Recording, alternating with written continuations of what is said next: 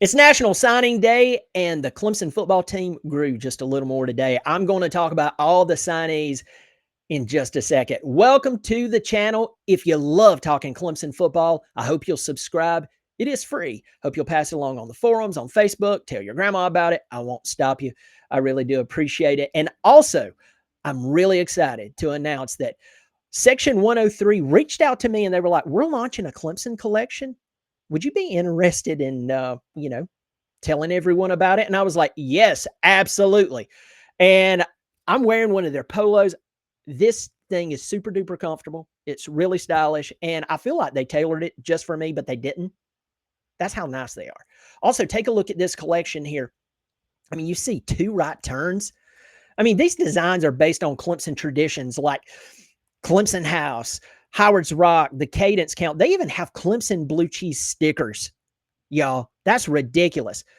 Hats, polos, whatever for men, women, kids. Again, they're all super comfortable. And in the description below, if you check out the link, go over there and use the promo code Tigers10. It's a one-time use code.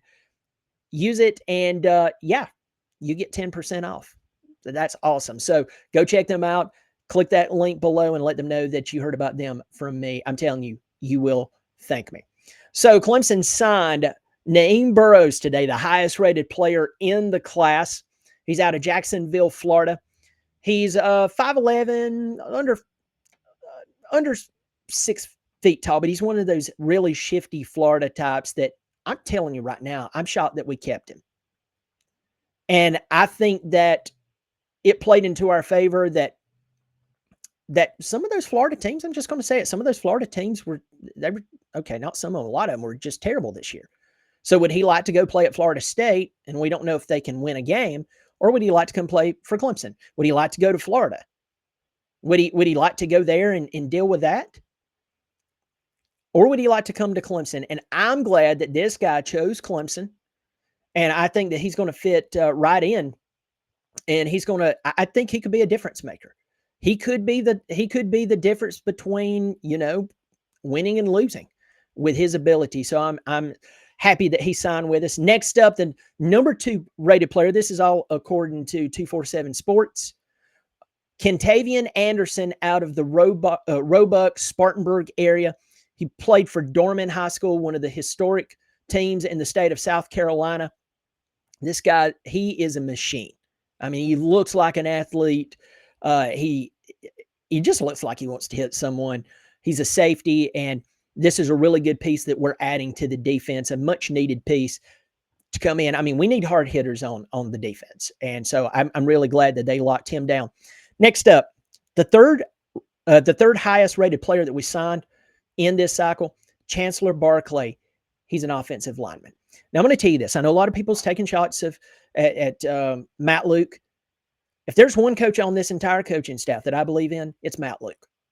And I know things didn't turn out the way we wanted the offensive line to turn out this year.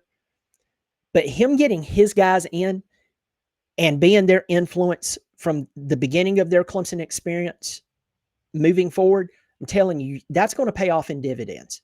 That's going to be unbelievable. And I'm glad that Chancellor Barclay, he stayed with Clemson. He's going to come here and play, and he'll be developed by who I believe is the best, or at least one of the best offensive line coaches in the game. Next up, Connor Salmon. Now, I've looked up how to pronounce his last name. I've heard a few different things, but Salmon, we're going to go with that. Out of Maryland, this guy's a 6'1", 195-pound, quick, shifty receiver. Yet again, you need as many tools in the shed as you possibly can to be dangerous, to where defenses has to come out and they have to ask themselves, exactly who are we going to cover? How are we supposed to do this? This is a really good addition to the wide receiver room. And I'm glad he's going to be spending time with the wide receivers that are there that will be coming back in 2026. Next up, we have Gordon Sellers. He's a wide receiver out of Charlotte, North Carolina, 6'2", 180 pounds. This guy has the ability to just be an impact player and to add, again, more firepower power to the offense. Next up, out of Milton, Florida, 6'3", 320 pound Grant Wise, another offensive lineman that Matt Luke is bringing into the fold, teaching him the proper way to perform at a high level in the college game. And I'm going to tell you this: you win on the offensive line, that is the difference between winning and losing a lot of games. And this year we saw, this year we saw some problems on the offensive line, and I believe with more Matt Luke, we'll have less of those problems. And I think he's an incredible addition. Speeding up a little bit here, we have Carter Scruggs coming in, another offensive lineman. This guy's coming in out of Leesburg, Virginia. This guy, he has the ability, again, to beef up that line with skill, and then being developed by Matt Luke. I think we're all going to be very happy with that. Next up, Braden Riley, a linebacker out of Ohio. This guy, he's about 6'3", 200 pounds. He's rated as a 4-star. Bringing him in to the fold, playing along the side of guys like Sammy Brown, he's going to see how to properly play the game at a high level, and I think that will be a really good experience for him as well. We have Leo Delaney, an offensive lineman. He's coming in. I'm speeding up a little bit. Tavion Wilson, he's a tight end out of West Virginia. We have Adam Guthrie. He's an offensive tackle. He's coming in. He's 6'7", about 285 pounds. Out of Arizona, they signed Tate Reynolds, 6'1", 220-pound quarterback. Next up, a cornerback, Shavar Young out of Knoxville, Tennessee. We have Cameron Cody, a defensive lineman out of Savannah, Georgia. Braden Williams, an offensive tackle. Next up, out of Dallas, Texas, Marcel Gibson. He's a cornerback. We have an edge out of South Pittsburgh, Tennessee, J.R. Hardrick. He's 6'6", 231 pounds. It's going to be hard to throw over that guy. We have Brock Bradley at quarterback, who's coming in out of Hoover, Alabama. We have Michael Foster, an edge rusher out of Fort Mill, and Jackson Reach out of Manhattan, California. He's a long snapper. So those are the guys who signed with Clemson today. And so we did lose one today. I want to say it was Gabe.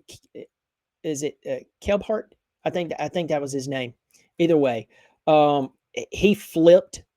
He was going to go to Clemson. I think it's Gabe Kelbhart. Yeah, I think it is. Either way, he was supposed to play for Clemson, and he ended up flipping. He ended up flipping to Ohio State. So sorry, I butchered his name. I'm sorry about that. Didn't mean to do that, but he ended up flipping to Ohio State. Now, I know over the past few weeks, we had some decommitments, and it did affect Clemson in the national ranking.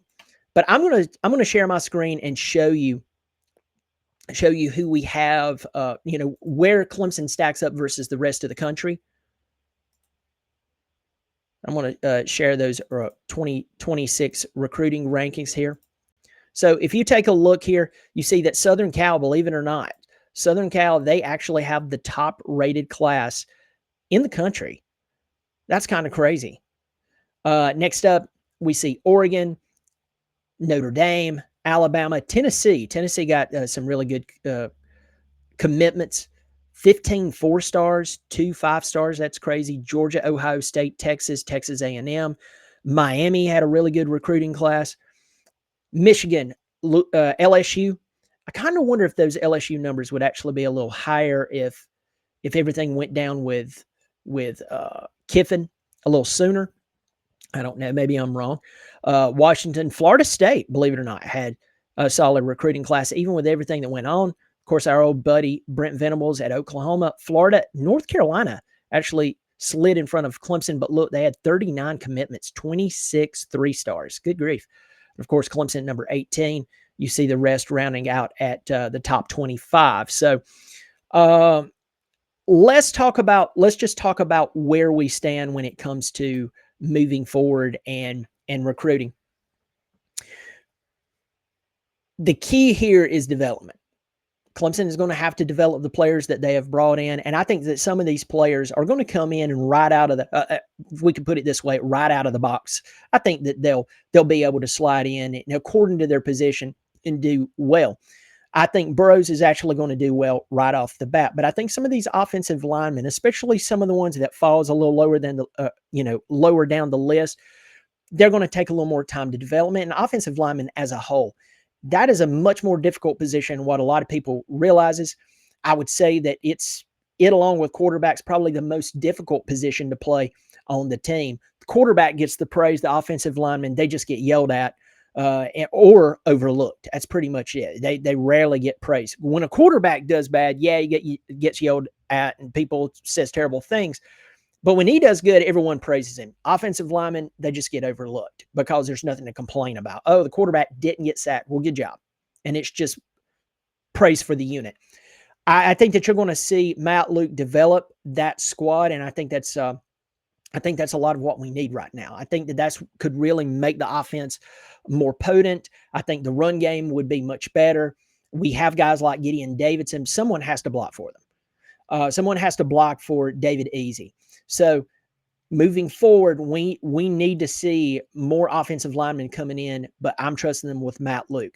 In other areas, I'm looking at quarterback. Now, a lot of people are sold on Tate Reynolds. I will tell you this. This upcoming season, a lot of people speculating who's going to play, who's not going to play. Vizina's going to be the starting quarterback. We will see if Chris Denson gets any playing time. It's going to how things are going, actually.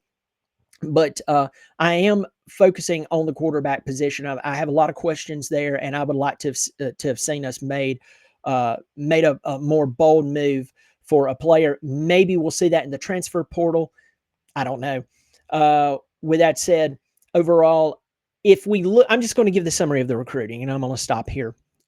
We would like to see a top 10 recruiting class. That's really what we would like to see. And earlier this year, when we had guys like, I think it's Dre Quinn is his name, he was one of the first to decommit, and that was a big one. That was a big decommitment. But we want to see the recruiting class get higher. Why? Because it's just bringing in more quality football players. So this was not a terrible recruiting class. I know it was not a terrible recruiting class. We could have been number 30, number 40, number 50 or so. I get it. And with everything that's going on in Clemson, trust me, I get the frustration. I don't blame you. Overall, I think we got some good players in here. Again, I'm with you. I would like a top 10, a top 5 recruiting class. And so there are some gaps there. Again, at quarterback, I have a lot of questions. And I have a lot of questions just with the team as a whole. But overall, I welcome these guys to the Clemson family. I hope they come here. They put a lot into it. I hope that they keep their head on straight. I hope they come in and stay healthy and they become the best players and develop. That's what I hope for them, is that they will develop and that they will help bring Clemson back to an elite status. So we got a lot of struggles that we got to work through, but hopefully we're getting some of the right pieces in. And I'm telling you, I'm excited about Burrows. I'm excited about Kentavious Anderson, but I'm excited about these offensive linemen who will come in and work with Matt Luke. Tell me, who do you look forward to seeing play in this upcoming season? I know some of these guys will not see the field because of players in front of them, but who do you want to see on the field? Tell me who I overlooked. Tell me who I should have spent a little more time on. Please let me know in the comment section. Next up, go check out section 103. Check out this collection here. The link is below the video and that promo code. So y'all go check it out. I appreciate you being here. It's an exciting time. And as always, go Tigers.